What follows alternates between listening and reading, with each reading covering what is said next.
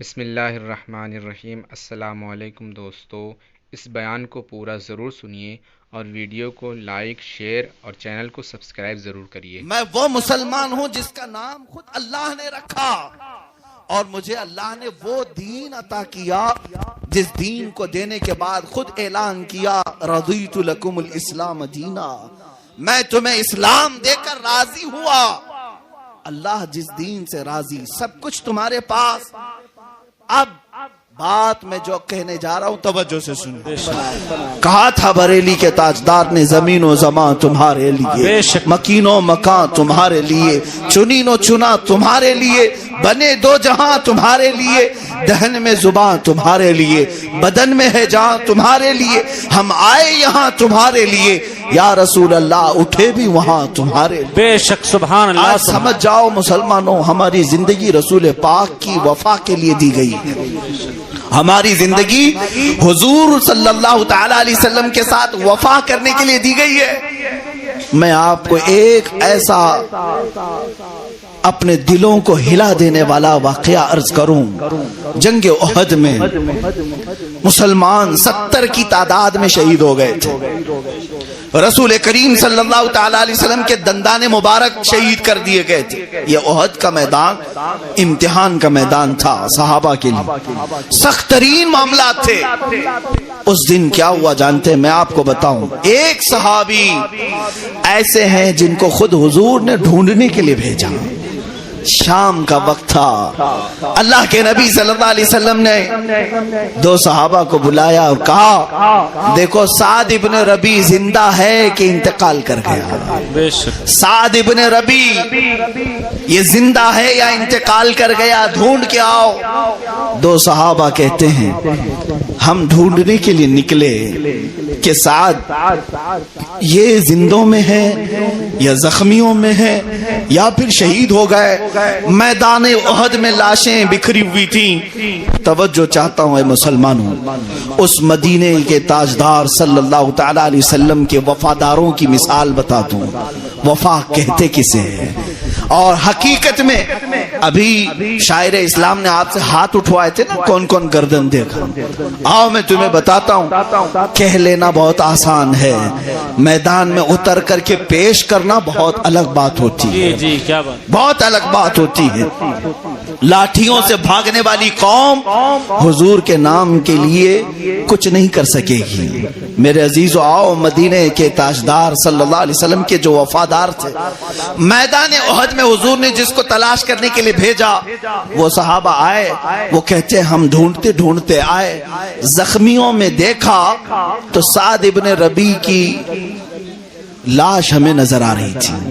سعد ابن ربی جس کو ڈھونڈنے کے لیے میرے آقا نے بھیجا، ان کے پیروں سے ہم نے پہچان لیا، لیکن اس حالت میں کہ ان کے اوپر 6-7 لاشیں تھیں، وہ دبے ہوئے تھے، لوگ ان کے اوپر گرے ہوئے تھے۔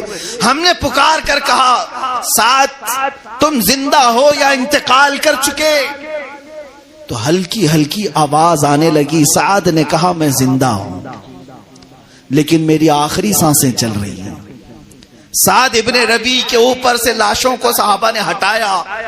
اللہ اکبر! یہ سعد ابن ربی کون ہے جانتے ہیں؟ رسول پاک صلی اللہ علیہ وسلم کے ایسے وفادار صحابی کہ حضور انہیں ساتھ رکھا کرتے تھے، اکثر پوچھا کرتے تھے کہ سعد کہاں ہے؟ وہ صحابی جب وہاں میدان احد میں گرے ہوئے ہیں، کس حالت میں جانتے ہیں؟ جو صحابہ دیکھے وہ کہتے ہیں جسم میں کوئی حصہ باقی نہیں تھا جس پر تلوار نہ چلی ہو، جس پہ نیزے نہ لگے ہوں، جس پہ نیزے نہ لگے ہوں۔ 12 نیزے ان کے جسم پر چبھے ہوئے موجود تھے جن کو نکالنے والا کوئی نہیں تھا۔ سعد ابن ربی، لیکن ابھی بھی سانس باقی تھی۔ توجہ چاہتا ہوں اے مسلمانوں، آج مصطفیٰ کریم صلی اللہ علیہ وسلم کی بات آتی ہے تو آئیں کائیں کرتے ہیں ہم۔ سعد ابن ربی کے جسم پر 12 نیزے لگے ہیں۔ صحابی کہتے ہیں کہ ان کا پیٹ پھٹا ہوا تھا، پیٹ پھٹا ہوا تھا، اب زندگی کی کوئی امید نہیں، لیکن آواز آ رہی تھی وہ قریب گئے، کہا کہ سعد تمہیں مبارک ہو، ہم یوں ہی ڈھونڈنے نہیں آئے، مصطفیٰ کریم صلی اللہ علیہ وسلم نے ہمیں بھیجا ہے۔ کیا بات ہے۔ انہوں نے کہا کیا میرا نام لے کر کے بھیجا؟ ان صحابہ نے کہا ہاں، کہا مصطفیٰ کریم صلی اللہ علیہ وسلم نے کہ سعد کو دیکھو۔ حضرت سعد کہتے ہیں کہ میں کامیاب ہو گیا، جو زخموں میں گھرا ہوا ہے، 12 نیزے چبھے ہوئے جسم پر، وہ کہتے ہیں ابلغ منی رسول اللہ السلام، اے صحابہ جو آئے ہو جاؤ رسول پاک کو میرا سلام کہہ دینا، میں حضور تک پہنچ نہیں سکوں گا، میرا جسم کٹ گیا ہے، آخری سانسیں چل رہی ہیں۔ اب جو جملہ انہوں نے کہا وہی مجھے کہنا ہے آپ کے سامنے، جو جملہ کہا میدان احد سے، کہا حضور کو سلام کہہ دینا اور یوں عرض کر دینا اے اللہ کے نبی ہمیں معاف کر دیں، آپ کی عزت کی حفاظت کا ہم نے حق ادا نہیں کیا۔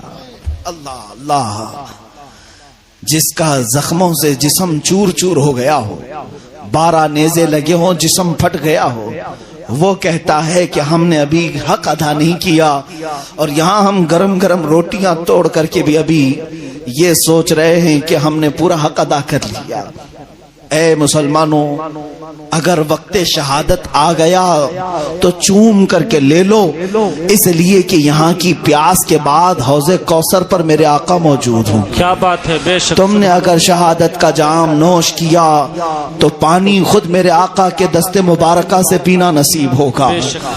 سعد ابن ربی نے دوسرا جملہ جو کہا وہ میں بتاتا ہوں، ان صحابہ سے کہا میری آخری سانس چل رہی ہے، مدینے واپس جانا تو میری قوم کو یہ کہہ دینا، یہ خبر دے دینا، میں اس قوم اس خبر کو پڑھتا ہوں تو میری آنکھیں آج بھی بھیگ جاتی ہیں۔ یہ کون ہوتا ہے جو رسول پاک سے سچی محبت کرتا ہے؟ سعد ابن ربی میدان احد سے کہہ رہے ہیں اے آنے والے، واپس مدینے جاؤ گے تو میرا یہ پیغام میری قوم کو پہنچا دینا اور مدینے کے جوانوں کو بتا دینا۔ انہوں نے کان لگایا اور پوچھا کیا پیغام دینا چاہتے ہو سعد، بتاؤ۔ وہ کہتے ہیں سعد ابن ربی جا کر کے یہ کہہ دینا اگر تم سب زندہ رہے اے جوانوں اور تمہاری زندگی میں کسی نے رسول پاک تک ہاتھ بڑھا دیا تو قیامت کے دن اس کی کوئی عذر قبول نہیں کیے جائیں گے، اس کا کوئی عذر نہیں قبول کیا جائے گا۔ اتنا کہا اور ان کی سانسیں رک گئیں، وہ ختم ہو گئے، جام شہادت نوش کیا۔ سچ کہا تھا سعد ابن ربی نے کہ اگر تم جوانی لے کر بیٹھے ہو، بازوؤں میں اللہ نے طاقت دی ہے، اور تمہارے ہوتے ہوئے اگر کوئی نبی کونین کی عزت پر انگلی اٹھایا تو کل قیامت کے دن تم یہ کہہ نہیں سکو گے کہ ہم مجبور تھے، ہم مزدور تھے، ہم لنگڑے تھے، ہم لولے تھے، کوئی عذر قبول نہیں کیا جائے گا۔ صحابی رسول کا اعلان ہے۔